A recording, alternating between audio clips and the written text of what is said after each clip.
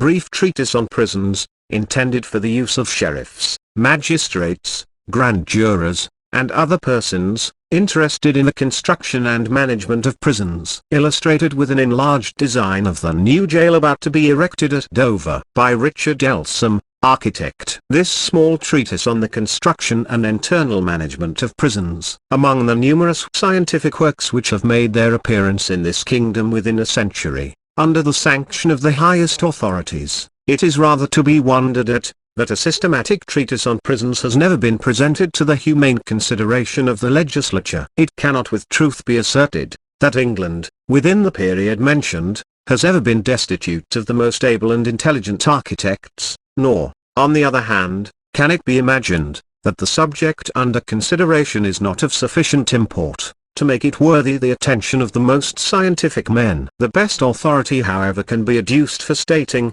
that although a regular application has been recently made, to most, or all of the professional men of eminence and respectability in the metropolis, to assist in bringing such a national work to maturity, yet very few could be prevailed upon to promise their assistance. Our hope is, however, still entertained, that time and concurring circumstances may induce every gentleman in the profession, to come forward and generously contribute his portion of information and assistance towards the completion of a plan, which has for its object the amelioration of the condition of the many unfortunate prisoners of every description, who, from time to time, are confined in our jails. The benevolent Howard, to whose indefatigable labor humanity is much indebted, has left the rising generation an invaluable treasure in his report on the state of our prisons, as well as of those on the continent. From these, and subsequent documents, equally valuable, little doubt can be entertained, that a series of designs,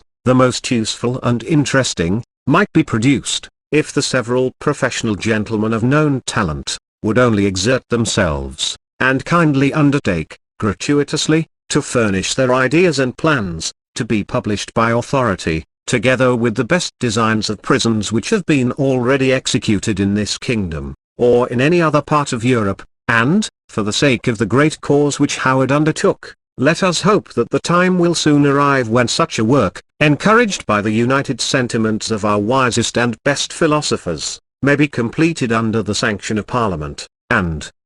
handed down to posterity, a credit to the country, and an honor to the age we live in. In offering this little work to the consideration of the public, the author has been impressed with an idea, that should it obtain general circulation, it may prove of considerable service to sheriffs, magistrates, grand jurors, and other persons, occasionally called upon in their official capacities to decide, or give their opinions, upon plans of a similar description. And as the principal object of it is to diffuse as much general information as possible, at the smallest expense, the plan annexed is as generally explained as the nature of the subject will admit, with reference to all the conveniences that may be required in a small county or provincial jail, in conformity with the recommendations of the best writers, but more especially in unison with the ideas of the late Mr. Howard. In every county or district new prison suitable accommodations should be provided for the various descriptions of persons who may be charged in the custody of the several governors or jailers, the numbers being proportioned to the population and size of the counties or districts where such undertakings are proposed to be carried into effect.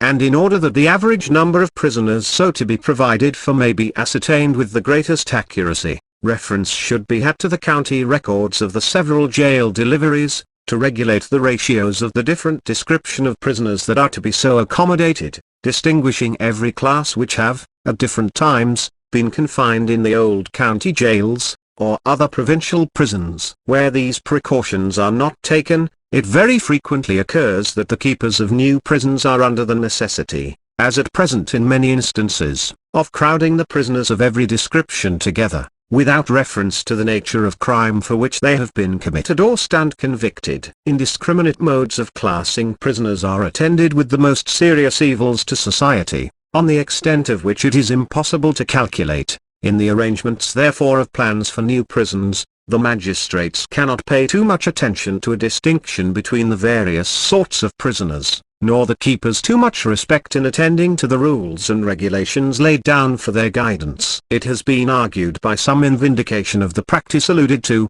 that every prisoner committed for an offence is presumed to be innocent previous to his trial, and that therefore no distinction should or ought to be made until he is convicted of the crime with which he is charged. This, to a certain extent, may be admitted, but is too absurd to be entertained generally. How many hundreds, it had almost been said thousands, of young criminals are to be found in our national prisons daily associating, previous to their trials, with the most depraved and abandoned characters. If these young, and it may be added unfortunate culprits, who, perhaps, have been committed for small offences, were not, previous to their committals, deeply stained with guilt, can it be expected that they will, in the event of acquittal, or punishment, be returned better members to society? Certainly not, but much worse, and in all probability sufficiently ripened in vice to commit crimes for which their lives may hereafter pay the forfeit. It is therefore absolutely necessary in every well-arranged prison,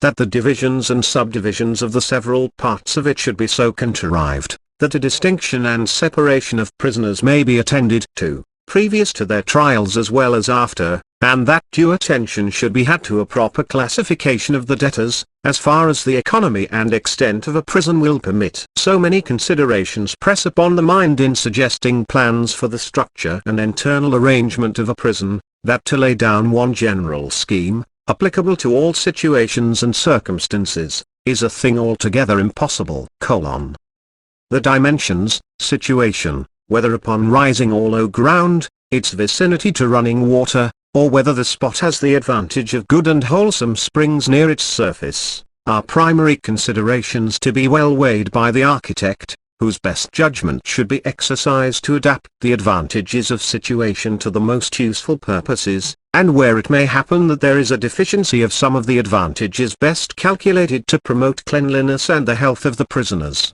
which may be the case in some inland situations, where the ground is rocky or otherwise not abounding with good spring water, or near to a running stream, it may be necessary to make provision for securing as much rain water from the external roofs of the buildings as will supply the deficiency of running water for washing and other domestic purposes. A judicious architect would be very reluctant in attempting a general plan or height and elevation of a prison, without being first made acquainted with the extent of the ground upon which to erect the building, with the yards, gardens, and sea required, as well as its elevation, soil, and the facility with which the most wholesome water may be procured, and directed to the purpose of cleansing the prison, beside the necessary uses of it for the prisoners and residents. The object of this little treatise is to describe the principal or primary rooms, apartments, and offices, with the most suitable situation of each for the convenience of the several officers of the prison, necessary to the security and preservation of the health of the prisoners,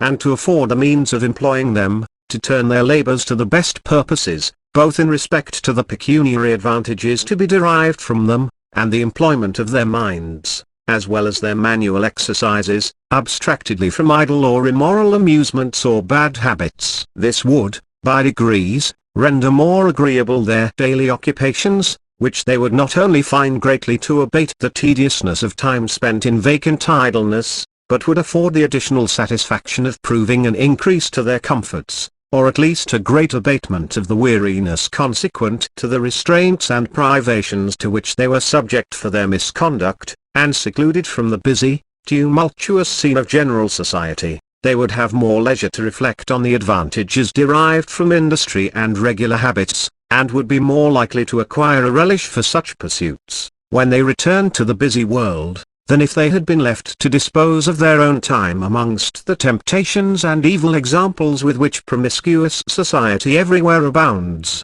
and had never enjoyed the advantage of the discipline and moral instruction to which they had been accustomed in prison. Hence will naturally arise the comfortable reflection, first, to the true patriot and philanthropist, and next, to the culprit who is the acting character in this scene, that an individual, who may hereafter be of use to his country, is restored to it, and a father, a husband, or relative, to the society of those most dear to him, and enabled to explain the great benefits and comforts derived from regular, moral, and correct habits, and become an exemplary member of the community. By keeping the young and least experienced offenders from the old, hardened, proficient in vice and wickedness, and accustoming them to a cleanly and regular course of life, it cannot be doubted that numbers will be reclaimed, and their future lives rendered more happy and comfortable than they had previously any notion of. It is the natural effect and consequence of discipline and habit, and though there are minds so depraved upon which no argument,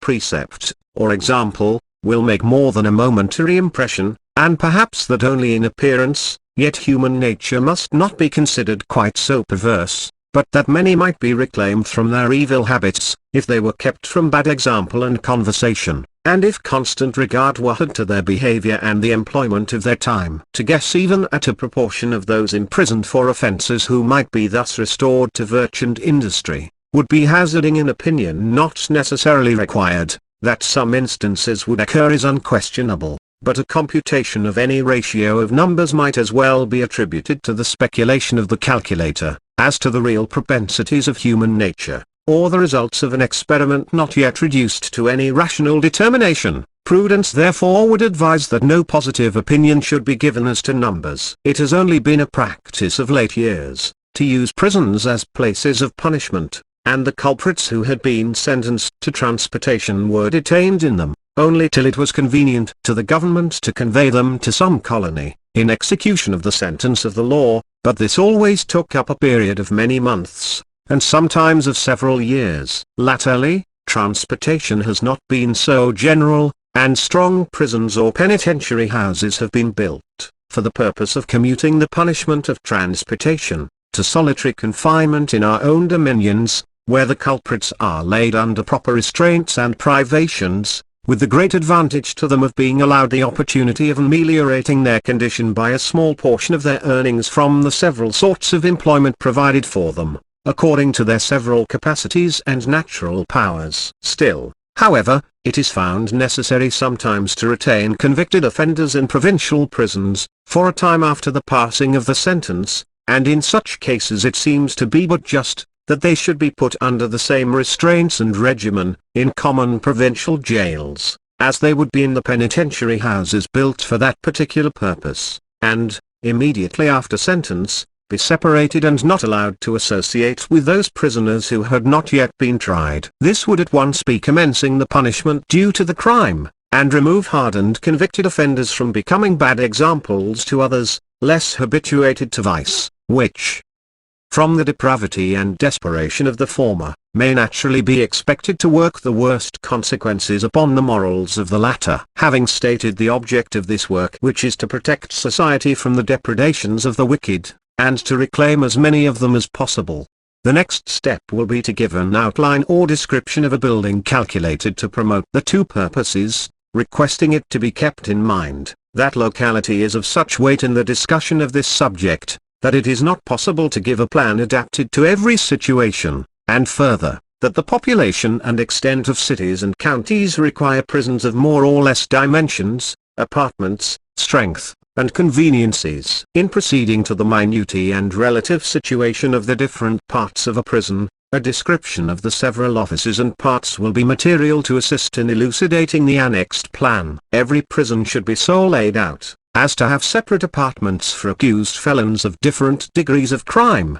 and after conviction, they should be removed from those who had not been brought to trial. The same mode should also be observed with respect to accused and convicted offenders of less degrees of criminality, and King's evidence is provided for by themselves also. Male and female debtors, it is obvious, should not be classed with those charged with breaches of the peace, or other more heinous offences, and those debtors of a superior rank and character in life should be provided with accommodations, as far as is convenient, and suited to their former stations in society. The best situation for the residence of the jailer and his assistants is the centre of the building, by which he would have an eye upon every department, and the way for the prisoners to go from their day rooms to their sleeping rooms should be by the staircase which leads to the upper apartments of the jailer's house, so that, there being no other way by which they could escape from their night apartments, no such escape could possibly happen without an alarm to the jailer and his family. The turnkey's lodge would be most convenient at the entrance,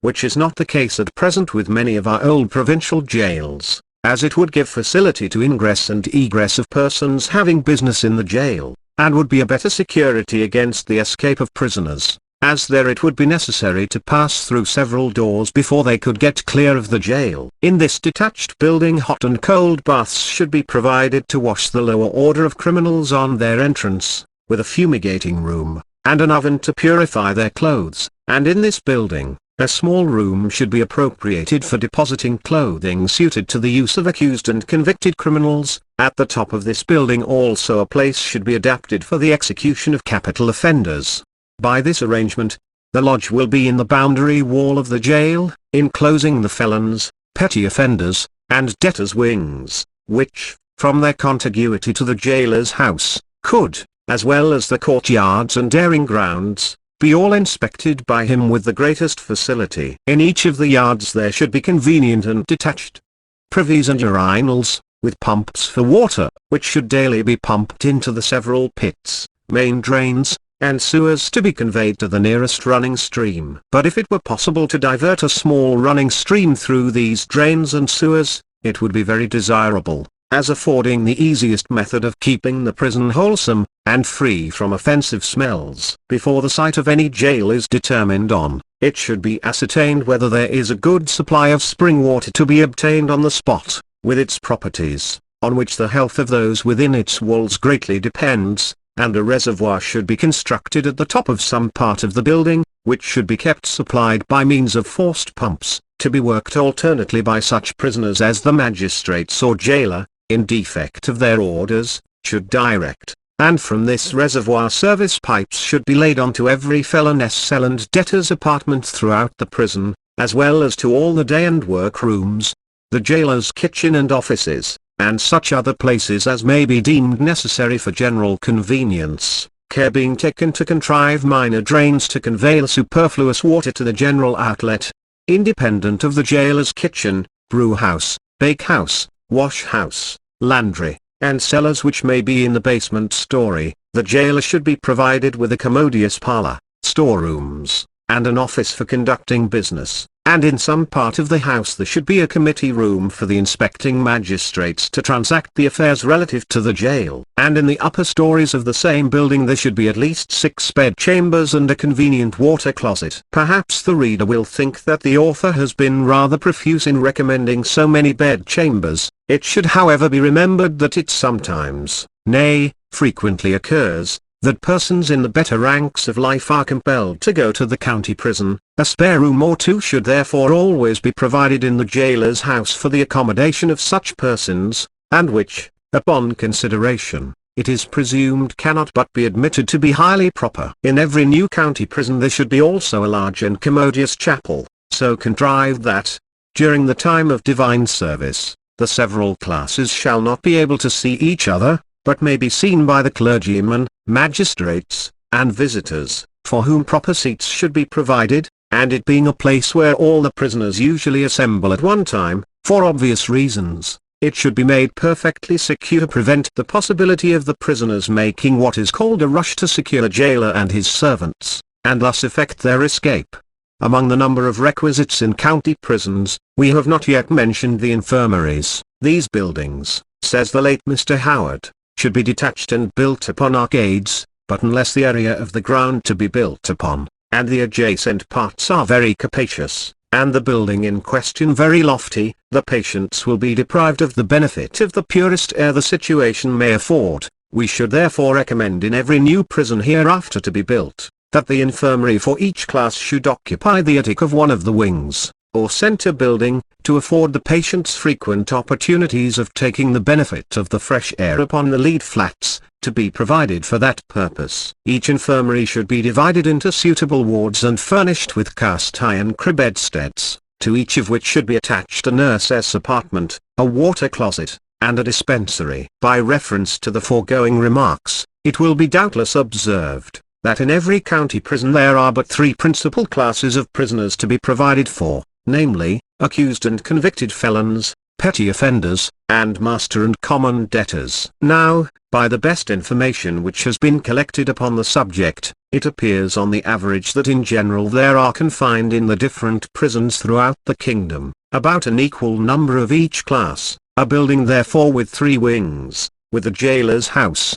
chapel, and infirmary, in the center, is perhaps the best possible form that can be adopted for a county prison to contain from 40 to 300 prisoners, the wings of which may be extended or enlarged at pleasure, according to existing circumstances, as may be easily conceived by reference to the subsequent design. It is considered that this system of prison building is the most eligible that can be pursued, other ingenious plans however many be devised, embracing as many, and perhaps more advantages, but it is doubtful whether they will prove more economical or more consonant with the recommendations of the late Mr. Howard, and other ingenious writers. The prisoners of every class should be lodged in the upper stories, the felons being each provided with separate cells of a proper size, and louvered window shutters, with an aperture in the passage walls opposite to each of the windows to admit of a free circulation of air, and to render the doors perfectly secure. They should be fitted in stone rebated door cases at the time the building is carried up, and made to turn upon wrought iron pivots and gudgeons at top and bottom, and fitted with strong 3-bolted locks. The chambers to receive which should be formed in the opposite door jambs lined with iron. The windows should also be secured with wrought iron latticed frames, fixed in the walls by means of iron rings. The cells in the petty offenders' wing should also be fitted up precisely in the same manner as the former, but the apartments in the debtors' wing should be fitted up in a superior manner, each of the rooms having small angular fire places and cupboards, and to render them still more comfortable, and in every respect more eligible than the accommodations to be provided for the felons, the windows should be glazed, and the sashes hung in the usual manner, but made secure on the outside with strong wrought iron bars fixed in the stone sills and the heads of the windows.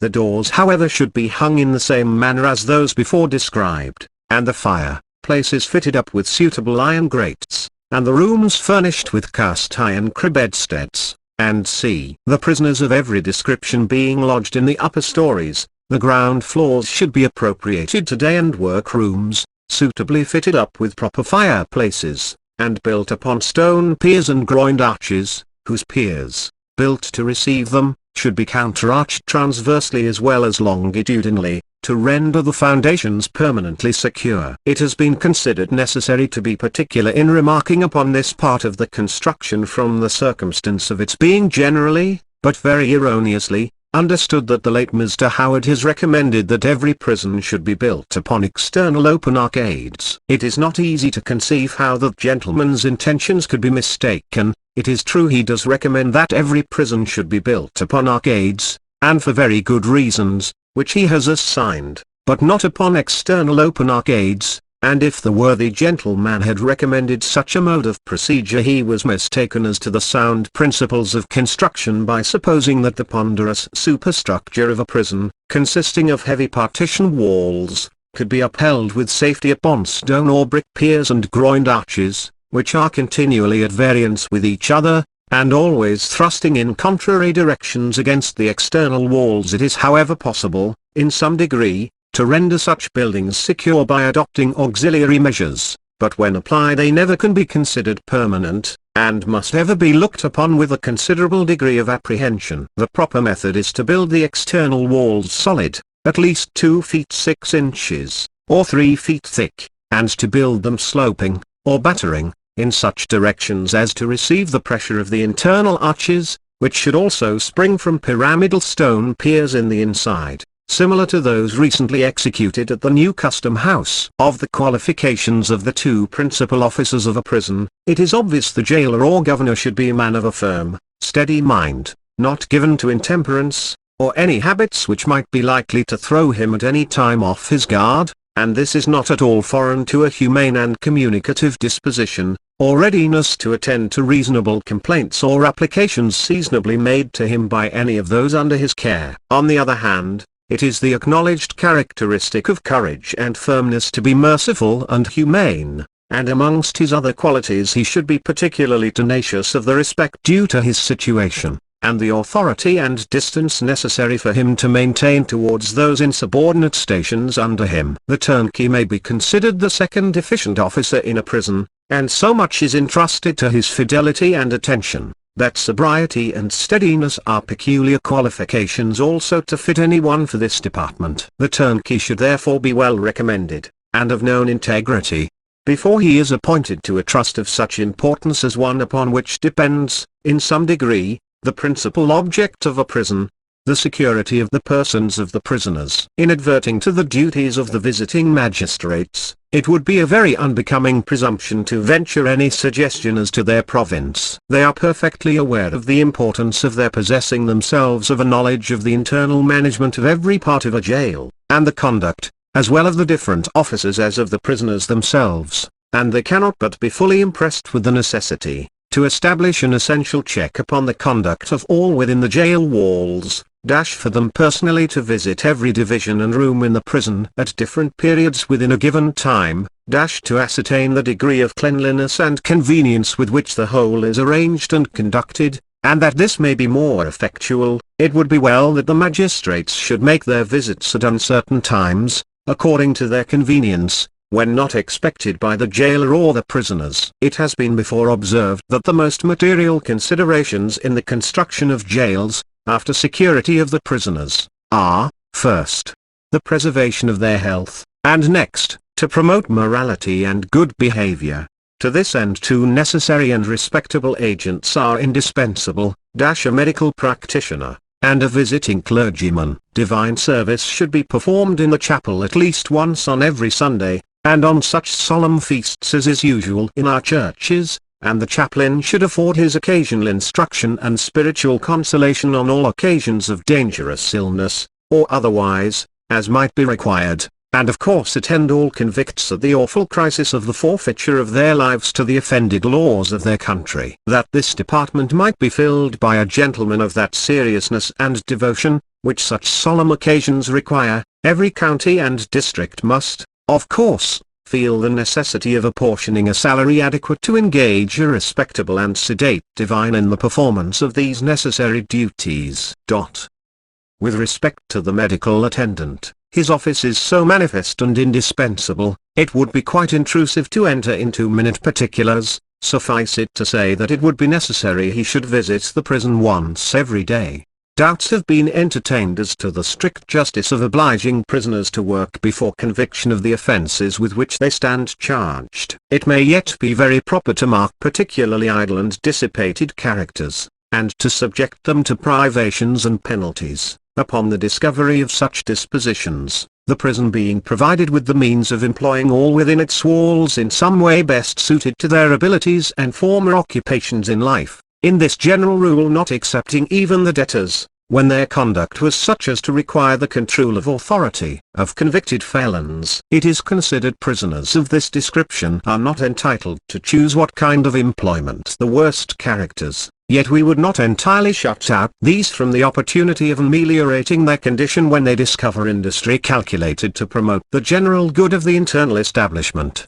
and a disposition to correct and make atonement for their former idle habits and malpractices. Accused felons, adverting to the general maxim, that punishment is not warranted beyond necessary restraint and its consequent inconveniences before conviction has taken place, there is still a presumption of crime given to the characters of these, by their commitment, in consequence of the examination of evidence against them before the magistrates, and this, in the cases of reputed rogues and vagabonds, would be a sufficient warrantry to order them to hard labor before trial, but there should be consideration taken between flagrantly bad characters and those committed for a first offense, or under any palliating circumstances. Petty offenders would be most properly kept apart from those accused of more heinous crimes, and the remarks made with respect to the accused and the convicted of higher crimes will equally apply to these. But it being impossible to observe a very nice exactness of discrimination throughout every degree of crime,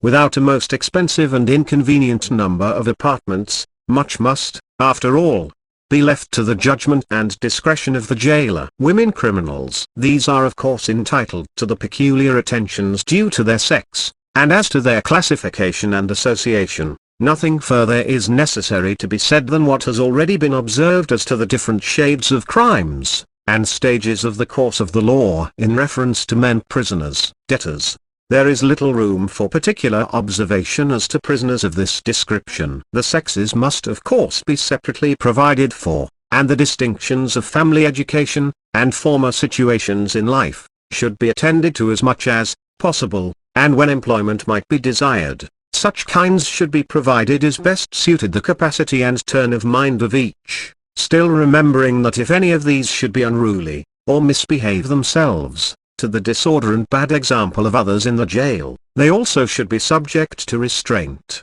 and a degree of punishment suited to their misconduct, for crimes and misdemeanors may be committed in prison as well as out of it, and it is necessary to good order that they should be visited with the inconvenience and suffering they may merit. Spirituous liquors should be strictly prohibited in all prisons, except in cases of illness, by the direction of the medical attendant, and singing and noise should not be suffered, which tend to distract the senses, and allure the mind from that serious habit of thinking, which is most becoming those whose conduct in society has occasioned the government to deprive them of the advantages and gratifications of a free intercourse with their friends and the world, while it would especially be to their interest to adopt a wiser and more just course of life, to extricate them from their present troubles, which their imprudence or wickedness had brought upon them, and to regain them the goodwill and esteem of their acquaintances and of mankind. It has been stated by a gentleman, who has written on this subject, that we have the best theories in the world on prisons, but the worst constructed and worst regulated of any in Europe. The latter remark, as well as those raised upon his suggestions, is generally admitted, but as to the observation reflecting on the jails erected both before and since the time of the late Mr. Howard, as well as those raised upon his suggestions, it is but candid to observe that the censure, in the aggregate, has been ill applied. Yet, although we can very justly boast of some of the best constructed, and perhaps best regulated prisons in Europe, it is assented to by all travellers who have made a tour through the kingdom, with a view to inspect our prisons, that the majority of them, in this as well as in the sister country, are not only, for the most part, injudiciously contrived, but badly regulated, and until reports, plans, and surveys are made, pointing out their present defective regulations, state, and condition, under the sanction of Parliament, it will be in vain to look for the time, when we may hope to see the unfavourable opinions, which have gone abroad respecting them, removed, or the abuses complained of corrected. The annexed design has been adopted, with a few slight deviations, in several parts of the United Kingdom, and has been considered by the various grand juries, commissioners of public works, and inspectors of jails, to whom it has been submitted, as an excellent pattern for a small county or provincial prison. In avowing this, however, it is but just to acknowledge the many suggestions that have been received from various gentlemen towards the completion of the design, which has lately been revised and submitted to the magistrates of Dover, who referred it, with many others, to a gentleman high in the engineer department, and by his recommendation, it has been selected for the purpose of being forthwith carried into execution. And this perhaps may be considered a further corroboration of the general principles of the design being judicious, and may, at the same time, help to account for, and justify the hope of its favourable reception. However, it is by no means attempted to be insinuated, even in its amended state, that it is not susceptible of still greater improvement, and with the view of affording those, who may feel disposed, an opportunity to exercise their genius, it is, with great deference, submitted to the consideration of the public with this small treatise, which the author sincerely hopes may induce other professional men, better qualified, to treat more largely on the subject,